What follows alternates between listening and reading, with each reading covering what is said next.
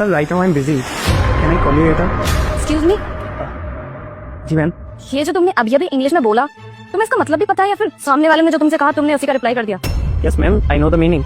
वो नाइस, इसका मतलब है तुम पढ़े लिखे हो। Obviously ma'am, I have completed my engineering.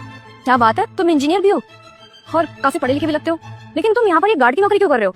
और वैसे भी यहाँ पर तो शायद पहले कोई अंकल काम किया करते थे, तुम्हें तो मैंने पहली बार देखा है।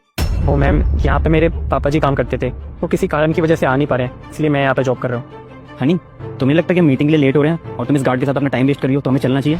एक सेकंड नर्स, मैं बात कर रही हूँ।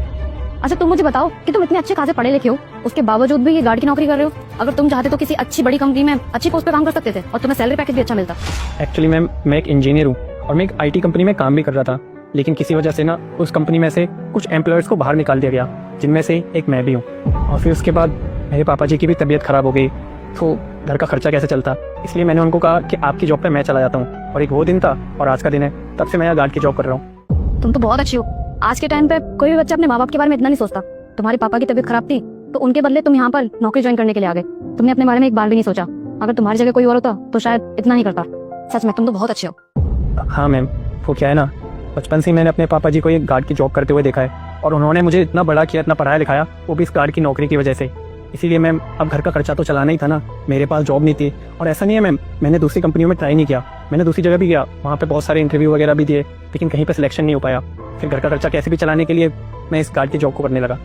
और मैम वैसे भी ये काम करने में मुझे कोई शर्म नहीं आती। माना मैं पढ़ा लिखा हूँ, लेकिन अभी घर के हालात ही कुछ ऐसे हैं, और जब तक मुझे दूसरी जॉब नहीं मिल जाती और पापा की तबीयत सही नहीं हो जाती, तब तक मैं ये काम कर लूँगा, मुझे कोई टेंशन नहीं है। और मैम ये बात तो आप भी जानते होंगे कि कोई भी काम छोटा बड़ा नहीं होता। सच में ये तो तुमने सही कहा है और ये चीज तो तुमने साबित भी कर दी।